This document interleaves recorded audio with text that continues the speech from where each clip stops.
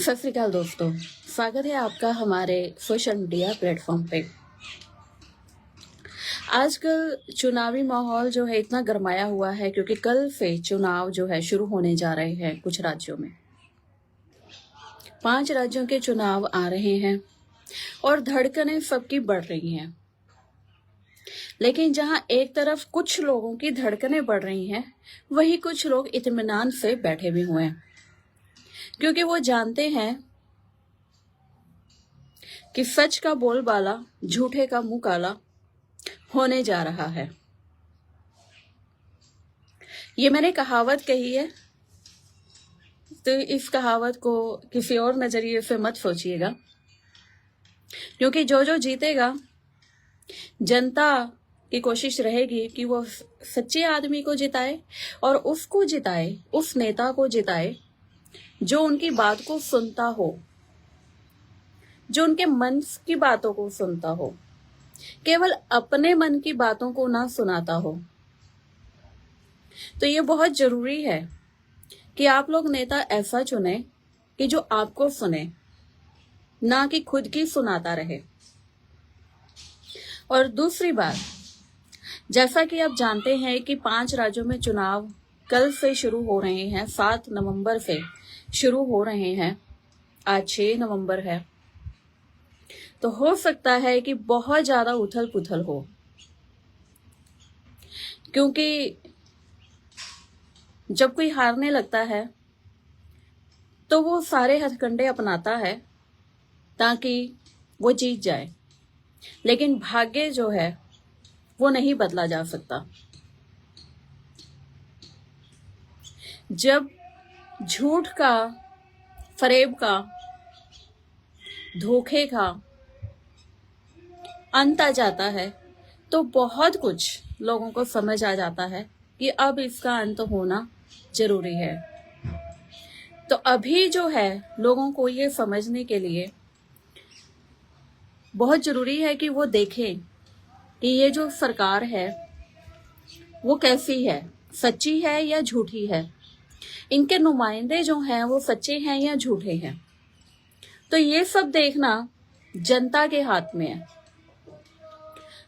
पिछले 10 साल से अगर हम बात करें तो जब बीजेपी सत्ता में आई थी तो कहा था कि हम ईडी के जरिए भ्रष्टाचारियों को पकड़वाएंगे, ये करेंगे, वो करेंगे, 15 लाख खातों में आ जाएंगे, 2 करोड़ को नौकरी देंगे, कुछ 2 लाख या 2 करोड़ कुछ ऐसा बोला था, क्योंकि जुमले इतने थे कुछ याद भी नहीं है, इतने ज्यादा जुमले। तो वो सारी चीजें जो रही हैं, अब जनता के खातों में कितने पैसे आए हैं, या फिर लोगों के राशन कार्ड भी कटे हैं, लोगों के फर्जी आयुष्मान कार्ड भी बने हैं, बुजुर्गों की पेंशन कटी है, मृत को पेंशन दी जा रही है, जीवित की काटी जा रही है। और सरकार दावा करती है कि हम पेंशन बढ़ा रहे हैं और दे रहे हैं। अब वो किसको जा रही है इसका खुलासा कहीं नहीं है। कुछ लोगों को तो मिलती होगी, क्योंकि दाल में नमक और नमक में दाल वाला जो हिसाब है वो आटा दाल, कुछ कहावत है ऐसी। मैं अच्छे से नहीं जानती हूँ इस कहावत को, आप लोग अच्छे से जानते हैं। लेकिन नमक बहुत ज्यादा हो गया आज के टाइम में। अभी 1-2 दिन पहले की बात है, झारखंड में जो है ईडी छापा मारा है। ईडी ने, शायद से कल की बात है, झारखंड की 70 जगह पर छापा मारा है ईडी ने। छापा ईडी ने मारा है, लेकिन गाड़ी वो बीजेपी की में जा रही है। तो समझ में नहीं आ रहा, जनता भी परेशान है, सोच रही है कि छापा किसने मारा है, ईडी ने या बीजेपी ने। क्योंकि हेमंत सोरेन जी ने भी बोला है, वहां के जो मुख्यमंत्री हैं, कि ये जो है बीजेपी की गाड़ी में बैठकर आते हैं और बीजेपी वाले कॉरपोरेट की गाड़ियों में बैठ के जाते हैं। अब तात्पर्य ये है कि मोदी जी जो हैं वो अडानी के एरोप्लेन में सफर करते हैं और ईडी जो है बीजेपी की गाड़ियों में सफर करती है। तो क्या ईडी को भी कठपुतली बना रखा है, सीबीआई को भी कठपुतली बना रखा है बीजेपी ने? या यूं कहूं मोदी जी ने, क्योंकि कहीं पर जाना, ईडी अगर विपक्ष को निशाना बना रही है, अपनों को क्यों छोड़ रही है? और ये विपक्ष को निशाने अभी इतनी तेजी से क्यों बना रही है? 9 सालों में क्या उखाड़ा है ईडी ने आज तक? 70,000 करोड़ का घोटाला करने वाले अजीत जी तो मोदी सरकार में है। बहुत सारे ऐसे नेता हैं जिन्होंने घोटाले किए और वो मोदी सरकार में धुल गए जाके। जो मोदी जी ने वॉशिंग मशीन लगाई हुई है दिल्ली के अंदर, शायद उनके आवास पर होगी, तो वहां पर जाकर वो सभी को वॉशिंग मशीन में डालते हैं और वो सारे पाक और साफ हो जाते हैं।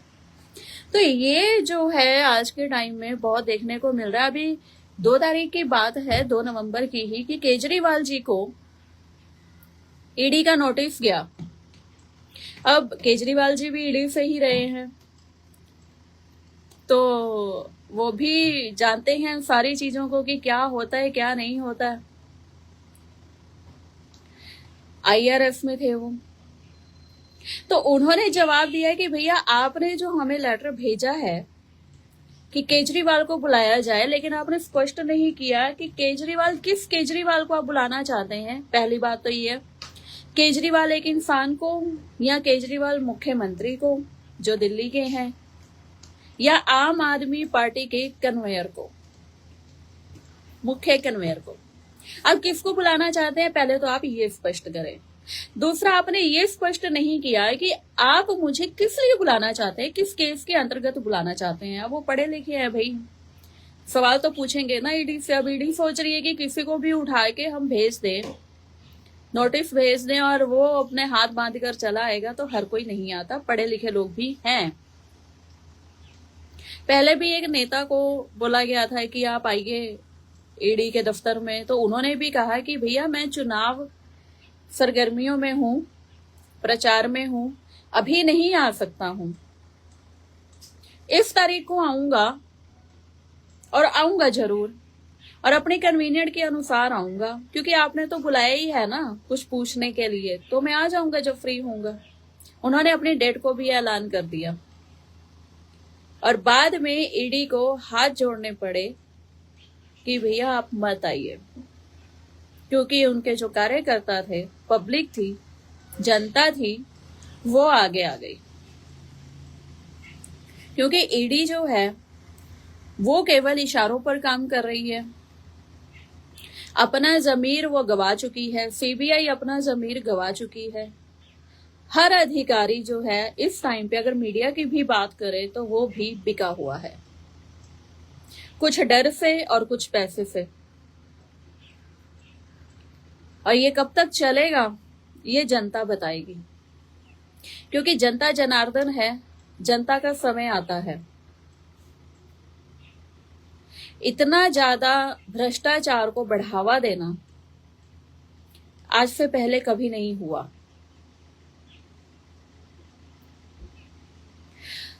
और जनता से गुजारिश है कि अपनी आंखों को खोलिए। आपकी जो आंखें हैं भगवान ने आपको दी हुई हैं, उन्हें खोलिए और सच को पहचानिए कि सच क्या है। मुझे तो लोग बोलते ही हैं कि आप इतना कड़वा बोलते हो, आप इतना गलत बोलते हो, बीजेपी के खिलाफ बोलते हो। मैं खिलाफ नहीं हूं, मैं किसी के भी खिलाफ नहीं हूं, मैं भ्रष्टाचार के खिलाफ हूं। आज मुख्यमंत्री हरियाणा के जाकर जन संवाद कर रहे हैं,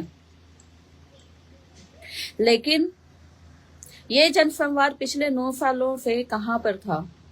और जन संवाद भी कैसा, हमने पिछले दिनों देखा, कुछ समय की बात है अभी, कि एक महिला ने कहा कि हमारे गांव में फैक्ट्री लगा दीजिए, रोजगार मिल जाएगा।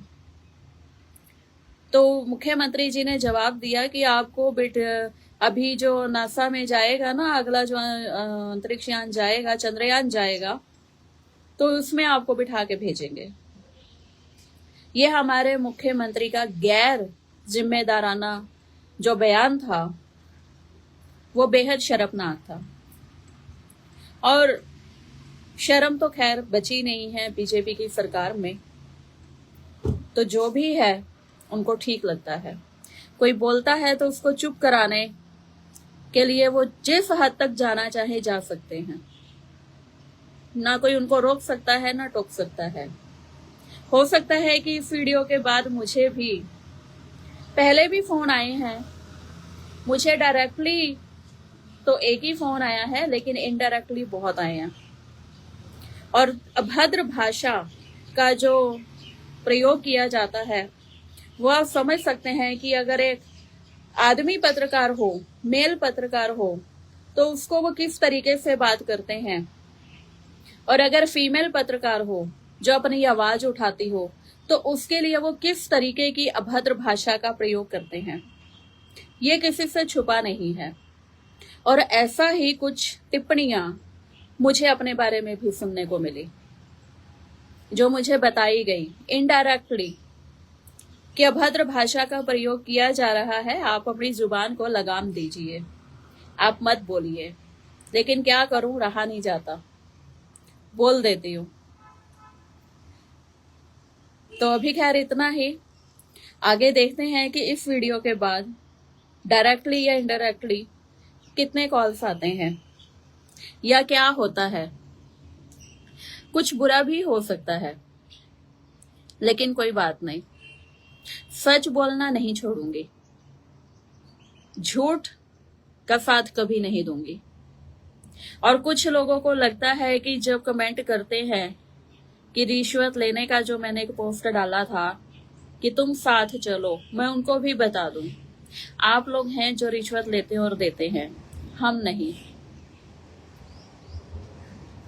बिना रिश्वत के, बिना पैसे के काम कर रही हूं, किसी के बाप से पैसा लेकर काम नहीं कर रही हूं। तो इसलिए मेरी भाषा, आज जो मैंने ये शब्द प्रयोग किए हैं, उसके लिए मैं माफी नहीं मांगूंगी, क्योंकि जिस अभद्र भाषा मैंने को सुना है, अभद्र भाषा को मैंने सुना है अपने लिए, कि जो बीजेपी के कार्यकर्ताओं ने बोले हैं धमकियों भरे लहजे में और किस तरीके से बोले हैं, तो मुझे नहीं लगता कि मुझे डरने की जरूरत है, क्योंकि जुबान हर एक के पास है। तो मुझे आप लोग कुछ भी कह लीजिए, सच बोलती हूँ, गलत नहीं करती हूँ, झूठ नहीं बोलती हूँ। और जो आपको लगता है कि पत्रकार तो ब्लैकमेल करते हैं, पत्रकार का किसी कोई ना कोई एंगल जरूर होता है, मेरा कोई एंगल नहीं है, तो इसलिए मुझे कोई डर भी नहीं है। हाँ, अगर आप लोगों ने कुछ करना है तो मुझे अब जान से जरूर मार दीजिए, लेकिन कुछ गलत मत कीजिएगा, ये मेरी गुजारिश है। क्योंकि जो अभद्र भाषा का प्रयोग किया गया है, जिस तरीके की बातें की गई हैं, वो आप जानते हैं और मैं नहीं चाहती हूं कि मैं यहां पर बताऊं। इसलिए ये जो सरकार है किस हद तक जा सकती है, ये हम सब जानते हैं। आगे देखते हैं कि क्या होता है, मैं वेट करूंगी। धन्यवाद।